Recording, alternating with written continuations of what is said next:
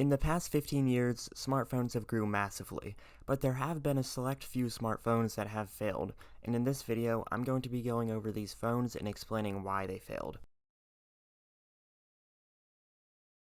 Starting off, first is the Amazon Fire Phone. This phone had a good bit of hype built around it from what I remember. Around 2014, the Kindle Fire was really popular as a mid-range tablet option, and the Fire Phone was going to build on top of what the entire Kindle product ecosystem had, and it seemed like a great competitor to the iPhone since it had great build quality, but the two issues that made this device fail were the 3D-like display, which will tend to be a bigger issue in this video than expected, and poor app support. Of course, the Play Store could be sideloaded onto this device, which is what most tech enthusiasts would do, but the average user probably wouldn't care enough to go through all that trouble. The 3D display was a gimmick. The phone had 4 front-facing cameras to achieve this, yet it still didn't do a good job. I got mine in late 2018 for $50, and it's a nice device with no real issues after I sideloaded the Google Play Store onto it. But the 3D display was really a useless feature in my opinion. The Fire Phone was good other than that though.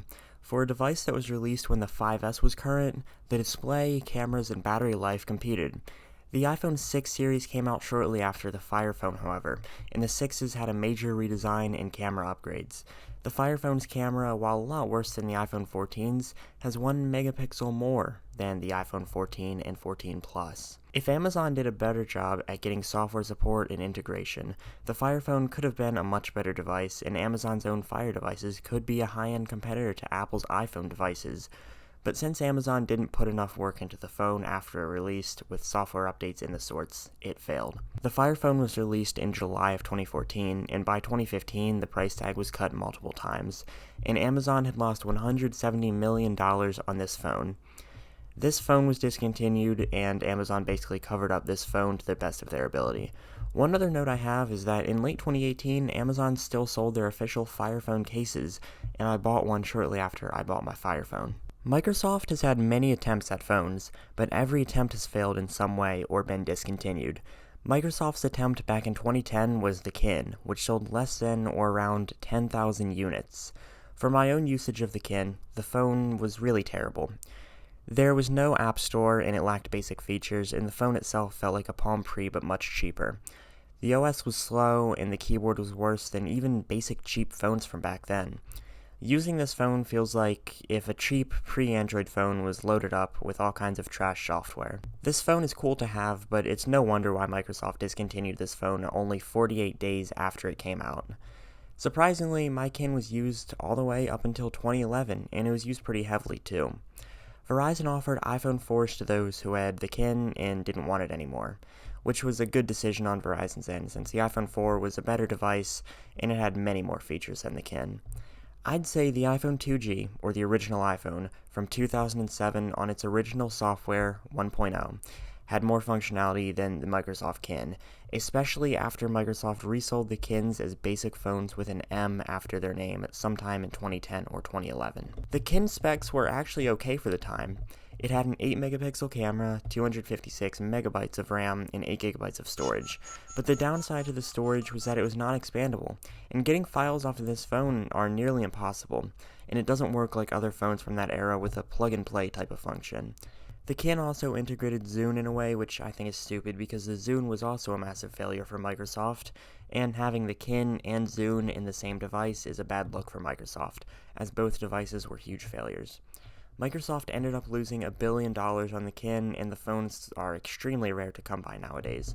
Red is a company mainly known for their cameras, but in 2018 they tried to make a smartphone. On the surface, this seems like a great idea, since this was around the peak of phone camera development, when most phones tried to get the closest quality to a DSLR camera, with the iPhone X and Galaxy S9 both featuring very cool camera features. But the Red failed for a number of reasons. One was the high price.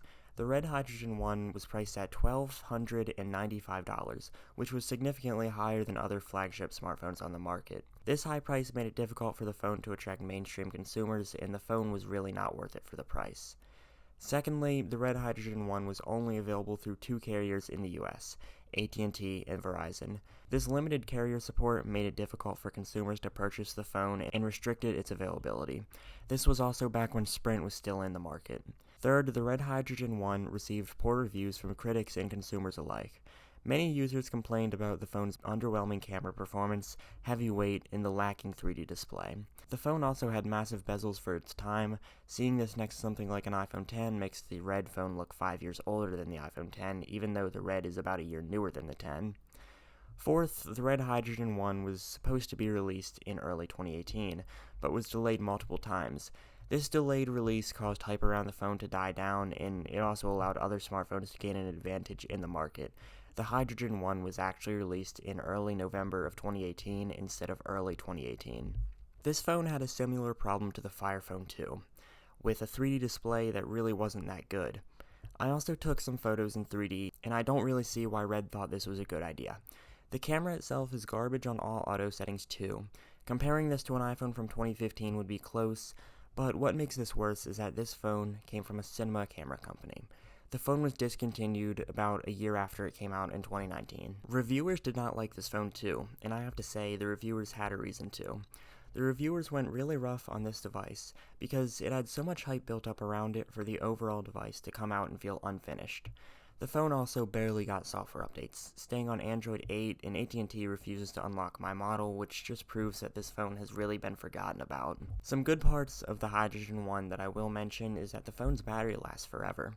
This phone seriously has one of the longest batteries of any phone that I've ever used. I have not been able to drain this battery since I got it, even with a lot of usage. The phone's grip slots are very comfortable, and the design is high quality. Performance is decent for the time too, and the carbon fiber design at the top looks really cool. Another design aspect that I like is how there's no SIM tool needed to eject the SIM and microSD card tray, but the downside to that is that the SIM card also comes out with it, and there's nothing holding the SIM and SD card in, which makes it really hard to keep track of both of the cards. One downside to the massive battery though is that it takes forever to charge. It's seriously annoying that I can charge the My 14 Pro quicker, and in 5 minutes of charging my 14 Pro, I can get about 30 minutes of usage, when 5 minutes of charging on my Red Hydrogen 1 gets me less than 10 minutes of usage, just due to how slowly the phone charges, even on a 20-watt charger. While the Red Hydrogen 1 was actually a pretty decent phone, the lack of innovation, lack of brand recognition, and consumer friendliness made it more of a phone for professionals. But the phone wasn't really picked up by professionals due to the poor camera performance and the overall disappointing experience of the phone. I'm going to put dual-screen phones under one category, but some examples include the Kyocera Echo, the ZTE Axon M, and the Microsoft Surface Duo. These phones failed for a number of reasons, but I think one is that people forgot about the dual screen's capabilities, and people stopped caring after a while. It really did end up as a gimmick to many people, and I can understand why. As I used the ZTE Axon M, the software just wasn't up to par, and the cameras on these phones often are pretty bad due to the lack of internal space, because the phones have to be thinner due to their inclusion of a second screen. I think that these phones kind of live on with the Galaxy Fold series. It's also worthy to note that the Surface Duo is still for sale when I'm making this video, but I doubt it will be sold for much longer. The next phone on this list is the HP Veer, also known as the Palm Veer, from February of 2011. This was the last Palm phone that was ever released with WebOS, and even though the Palm Pre was relatively successful, HP purchasing Palm is ultimately what killed Palm. The Veer was apparently a pretty small phone, and the HP Veer was the only Palm phone to ever include 4G prior to the 2018 Palm reboot, although I wouldn't trust this device on a modern network still. This phone is ultimately what killed Palm, as I said, because other phones like the iPhone 4S and the HTC's Evo lineup were innovating much more when the HP Veer was still using the same general design of the Palm Pre from back in 2009, and WebOS really wasn't innovating all that much. How could I make a video on failed phones without mentioning the Samsung Galaxy Note 7? After skipping the Note 6, this phone is one of, if not the biggest phone failure ever. Back in 2016, the Note 7 was released, and it was reviewed amazingly. There was hardly anything bad to say about the phone, but a good few weeks after people got their phones, a few users reported batteries literally exploding. This was obviously not a good look on Samsung, so they recalled the first batch of Note 7s and replaced them with the second batch, which included a new, safer battery, but unfortunately, the second batch also had that same issue, leading Samsung to permanently discontinue every Note 7 and recalling every unit on the market. Samsung completely took these phones off the market, which was over 1.9 million devices. From what I remember, 98% of Note 7 phones were returned back to Samsung according to their website a few years ago, and these phones are extremely rare to come by. Samsung did its best at making every Note 7 that people still owned useless too, with software updates disabling charging the phone past 30%. Luckily, my Note 7 was never updated, and it still got the ability to charge all the way. That is how the best Android released in 2016 was failed and basically never seen again, until in 2017, Samsung re-released the Note 7 under the new Samsung Galaxy Note FE name, which means Galaxy Note Fan Edition. These phones didn't sell all that well from my understanding, but they were released with safe batteries which had 3200 mAh instead of the original Note 7's 3500 mAh. Other than that, in the rebranding, the phones are identical. The Note FE was not sold in the US, however, so it's pretty hard to obtain one. In 2017, Samsung also followed up by releasing the Note 8, which took after the design of the Galaxy S8. The Note 8 was nice, but it still wasn't as impressive as the Note 7 was because the Note 8 didn't innovate as much as the Note 7 did. For anyone still wondering, when I got my Note 7 in 2020, the battery was expanding, so I replaced it with a safe aftermarket battery, so for me, there's no worries about this blowing up like the original phones did. In 2016, the U.S. Transportation Security Administration banned Galaxy Note 7s from being taken on airplanes, and from my memory, there was a $500,000 fine for anyone caught traveling with the Note 7 in the U.S. Samsung lost billions of dollars due to the Note 7, and Samsung's reputation was known up until recently as the phones that blew up. Now, Windows Phone was a massive failure and quite the joke, but it's really funny to see just how bad these phones really did. Back in 2012, Windows Phone 8 was released as a new, futuristic, advanced mobile operating system, notably with the new Metro design, and it did really well for the next 2 years, from what I remember, until people got off their 2-year contract and realized that Windows phones haven't evolved. And around 2014 to 2015, people got off their Windows phones due to very poor app compatibility, a lack of updates, and a lack of real hardware innovation. Nokia was doing pretty well up until they exclusively used Windows Phone for a number of years, and what surprises me is how good Windows Phone really was. I used a Windows Phone for a good bit back in 2019, and the hardware was really good, and surprisingly, the software was definitely not all that bad. I used my Nokia Lumia icon a lot, enough to wear the display's glass down with small drops in chips, and it broke the glass from a very small fall in early 2021. But while this phone's great design and nice specs had me liking it, the software was also unique, and it was something that was a lot different than my Pixel 3 was, and it was just really interesting and cool to use this phone. I wasn't able to use the full Twitter app, but Instagram worked just fine, and there was a lot of workaround apps for other things. The whole phone was actually really nice, but I can see why it failed, as it had a lack of user control, making it in between iOS, which gave the user zero control over their device at the time, and Android, which gave the user infinite control over their device at the time. And that middle ground that Windows Phone is really hard to be in. And for Nokia, it really didn't offer the user that much of an incentive to switch over. As the iPhone grew in popularity and companies like Samsung and LG kept innovating, Windows Phone was slowly but surely dropped from the market, and by 2016, most people and companies gave up on Windows Phone, and the only ones that were really left out there dropped in value, leaving phones like the Nokia Lumia icon to sit on eBay for $30 by the summer of 2019.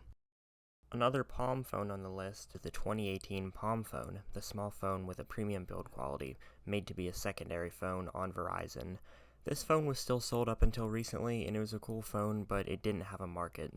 The Palm phone's battery life was minimal, not even lasting me a full hour of usage sometimes, but it did charge up relatively quickly. This phone was so small that it could fit inside of a battery compartment on an iPhone's housing. The phone itself is fun to use, although it doesn't really have a purpose. It can't be called a budget phone because it's $300, and it can't be really considered a standalone cell phone because it does a bad job at that.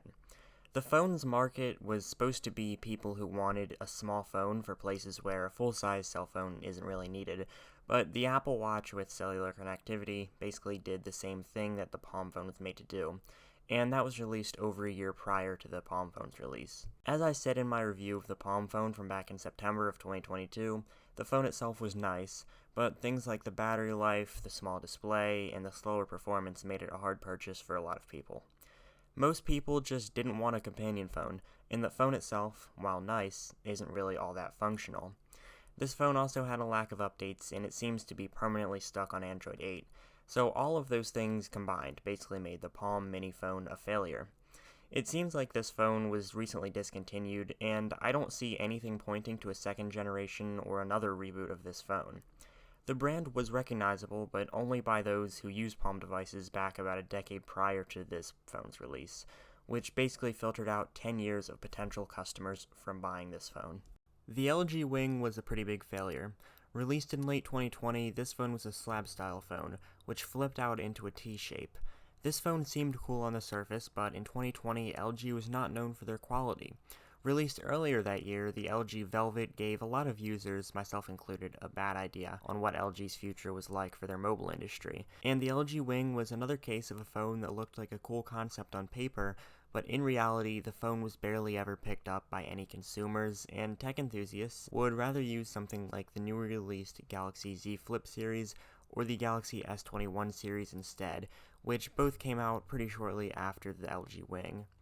What also didn't help the Wing is that the phone was released 2 days after the new iPhone 12 series was announced, and then when the iPhone 12s shipped, about a week after the LG Wing, they got all the press coverage, and they got most of the attention at physical stores. LG also revealed the Wing a day before the September 2020 Apple event, which also took press coverage away from LG and centered it on Apple. The LG Wing's concept was that there was a second display on the top that could flip out into a multitasking device or just a second display. But the way that they executed this was bad, and I personally feel as if Microsoft's Surface Duo did a much better job at multitasking. And in the end, LG ended up exiting the mobile industry, and I feel as if that was the right decision since most, if not all, LG phones released after the G6 were lacking in quality and innovation. I really am not a fan of LG's last phones, as I think that they were doing everything that they could to get back into the mobile industry, but Samsung and Apple already had a clear hold on the mobile industry by that point. And now, lastly, the Razer Phone, released in 2017, had a pretty good run. The Razer Phone was a gaming phone, but instead of being some weirdly designed massive phone, it had a nice design, with good specs. And unlike the Asus ROG phones, it didn't have any weirdly colored parts or anything sticking out of it. The original Razer Phone was actually pretty popular when it released, as Razer acquired another failed phone company, Nextbit, and the design of the original Razer Phone and the second Razer Phone both resemble Nextbit's only device, the Nextbit Robin. The Razer Phone ultimately had great specs and no real gimmick, but it was targeted towards gamers who were already accustomed to the PC experience, instead of mobile gamers who wanted to go further, which seemed to be Asus's approach at this. I think that the Razer Phone had a nice design, and the first Razer Phone was good enough to warrant a second generation apparently, which unfortunately did not do as well it seems. The second generation phone had a lot of upgrades, so I'm not sure why Razer discontinued it without following up with the Razer Phone 3. Apparently, the Razer Phone 3 was shut down from development partially due to the 5G rollout somehow. Some assume that the Razer Phone 3 was cancelled due to design issues, but I think that Razer just had other things to work on, like their laptops, and they cancelled their phone division because it was taking up too many resources. Another thing that would be safe to assume is that other phones, such as the iPhone 11 and the Galaxy S10, just made the Razer Phone look old and outdated, because the Razer Phone had some pretty big bezels, and those phones got most of the market instead of the Razer Phone.